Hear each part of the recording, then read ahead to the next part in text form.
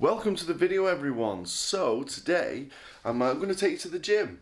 I've not actually been on YouTube since my competition, and I wanted to take you through a normal gym day because I've not done that in my previous videos. They've always been summaries, so this is more going to be a vlog. So it's Saturday morning. It is 9:30. I've woken up, I've had some food, I've had some pre-workout, which is coffee, because I don't take pre-workout supplements. And yeah, I'm going to take you there, warm up, show you what I do. And if you like the video, give it a like. I'm also using my brand new camera. I've got myself a Canon M50.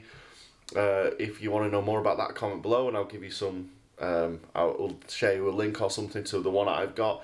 If you're someone who wants to start filming or taking photos, then this camera is actually really good. So let's get to the gym. So you thought you'd get away with a video without a voiceover? Well, guess what? You were wrong. So because I didn't want to talk too much in the gym, I wanted to be coached by my coach. I had him all to myself, as I probably mentioned in the video. So instead of talking to the camera, I wanted to listen, absorb what he had to say, and learn from what he had to say. I can't give enough props to my coach, and if you have the ability to get a strength coach or someone to guide you, it will speed up the goals that you have. It will get you there quicker, is what I meant. So as you can see at the moment, I'm just putting in my SBD sleeves on.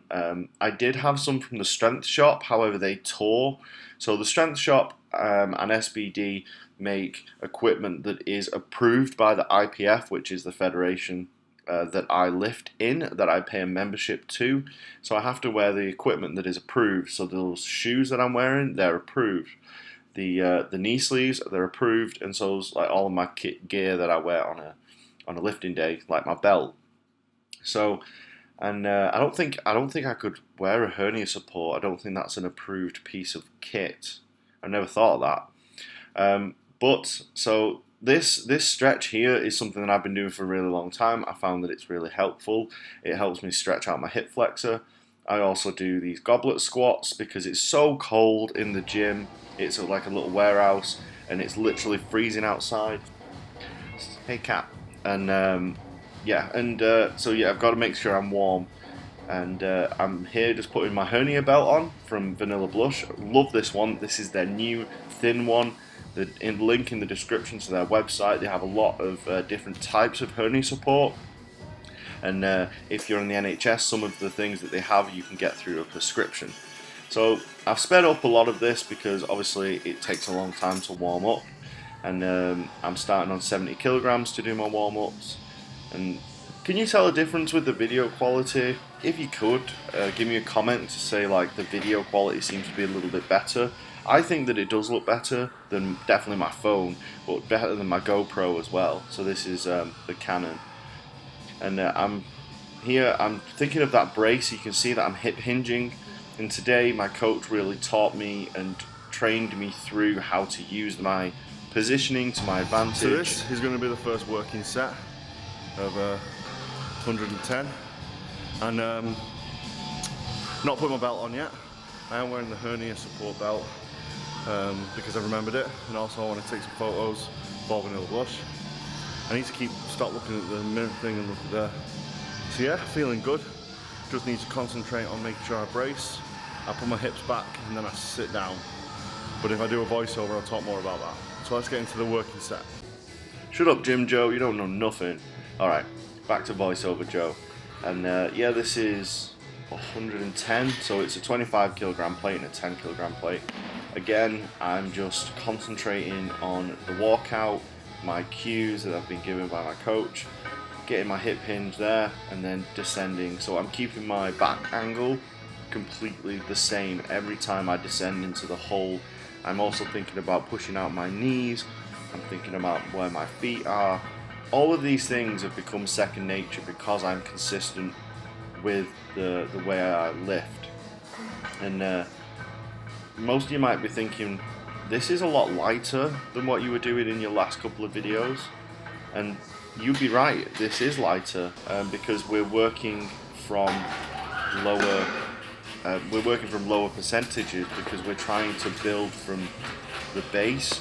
We're trying to teach cues to me to lift perfectly with a lower weight, and then we ramp the weight up so that those cues and those things that I've learned go with the weight as it goes up. There's no point trying to learn a new cue with 80% because you'll break down at 80% because it's very heavy, and you'll rely on those old cues and you'll rely on those old techniques that you're trying to not get rid of but develop and build upon. So that's why the weights are a little less. And also, I was peaked in the last couple of weeks. I did like 140 for a set of 12 on squat, 150 for a set of 10. And I was peaked for strength then, I was peaked for that. And also if you looked at those reps, they weren't very clean. They were just speed reps to get through the work. Whereas these, as you can see, they're very slow, they're very methodical, they're very thought out. And that's what I need from this part of the program. This is actually my third week. So I'll actually deload and then potentially move into a different layout, a different program. But I'll speak to my coach tomorrow and see what I'm moving on to. If I'm staying on like a 5x5 or I'm moving on to a different program. So here I think we're on my top triple for the day, potentially.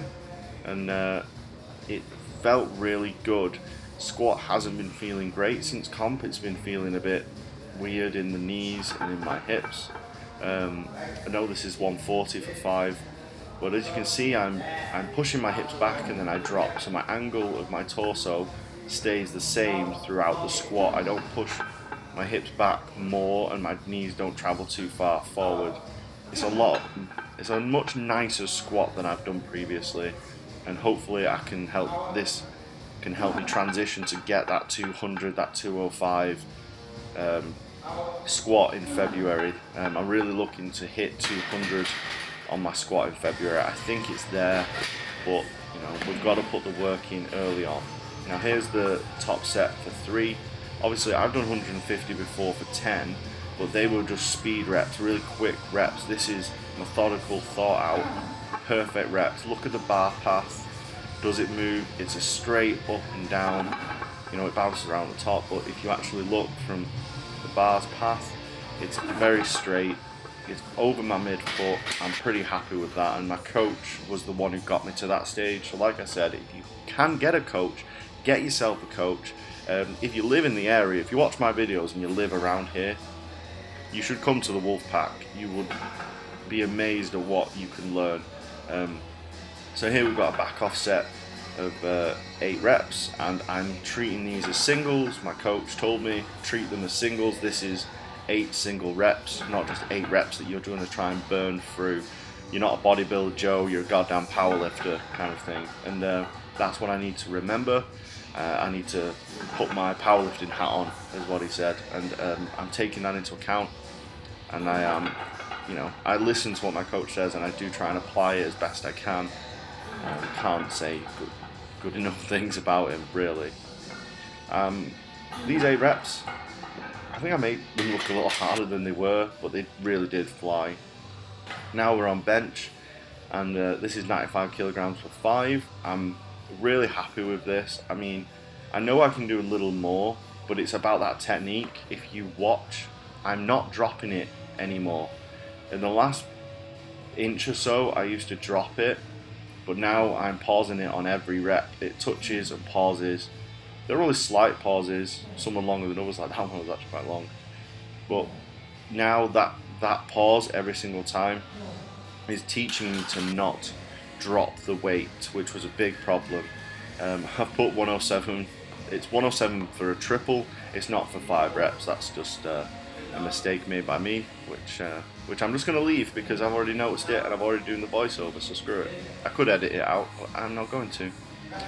And these, I think I treated them, they went down too slowly, but if you actually look at the rhythm of them, they're pretty good. I'm very happy with them.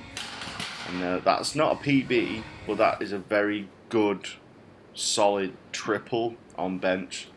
And then I did this 87.5 for 3, worked up and did back off sets of this, and that's it. That's the session. Oh no, there's not. There's a little bit left at the end. I apologise. So I didn't have much time, so I had to superset the last 2 things, which were curls and tricep extensions to build up those arms. A little bit of accessory work.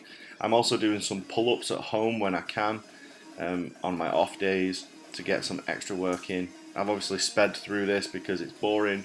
Bicep curls and tricep extensions aren't cool. If you're a powerlifter, you just do them because they're on the program.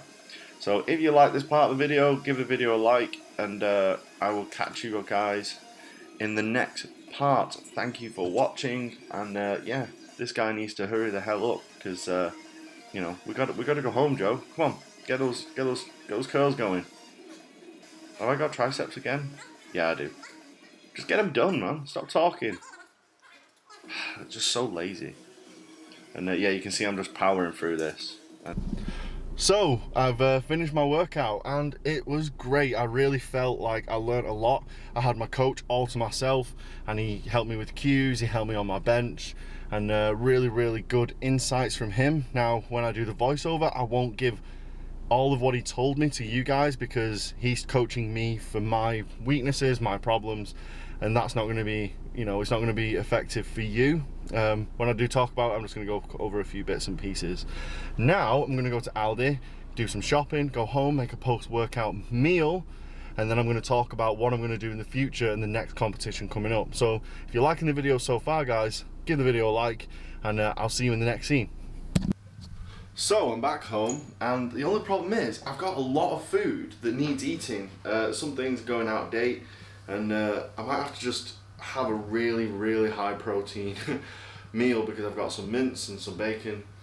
Let me show you what I've got to have to eat today before it goes out of date. So let me show you. I've got some bacon, some sausages, and some mince. All need eating today. Let's make this into a meal. There we have it.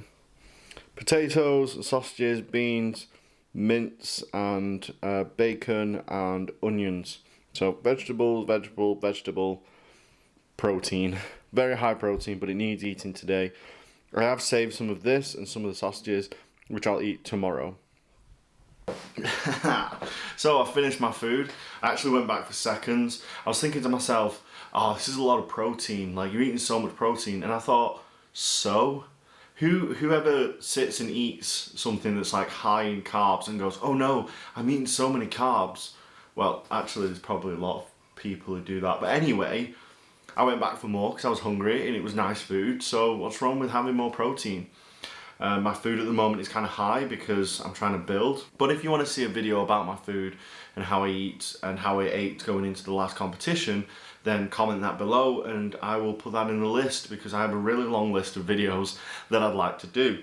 So anyway, I finished my food and I was just watching a video. I was watching Max Tuning. If you don't know who he is, oh no, don't play. If you don't know who he is, go and check him out. He's on YouTube and his channel's really funny and he's a powerlifter. Anyway, what am I doing? What am I going to do now leading up to my next competition? And yes, I am doing another competition. I'm going to do a powerlifting competition in February, which sounds far away, but actually it's really not. I'm going to train as if that's like the next really big important thing. In my mind, every training session needs to be important. Every training session needs to be perfect on the day for what I have in me, if that makes sense. And that's the goal. So I hope you enjoyed this video. I hope you enjoyed coming along with me through my Saturday morning. It's now 25 minutes past 1. I got up, I got some food, went to the gym. Luckily my coach was there. And well, he's always there, but he was just, no one else was in the gym, so I got a lot of one-on-one time, and really he helped me with my squat, which is great. I went shopping, got a couple of bits and pieces, and now I've eaten my food, and the rest of the day I'm gonna do bits and pieces, but you know, who cares? If you want to see more of those types of things, what I do on a day-to-day basis, follow me on Instagram. I think it's JP Greenlee 89. I'll write that on the screen. Follow me on there. If you like this video, give it a like, comment below what you'd like to see in the future, If you like this type of video over the previous type of training vlogs, let me know. Obviously I'm only covering one day instead of a whole week, but I find that this might be a little more interesting and a little bit easier to watch than just listening to me drone on for 10 minutes, 15 minutes about I did a 150 squat, that looked good, you know what I mean? It gets a bit dry, and hopefully this is a bit more involved and a bit easier and a bit more fun to watch. So if you did like it, give it a like, comment below, and I'll keep making more of these. And yeah, see you in the next one.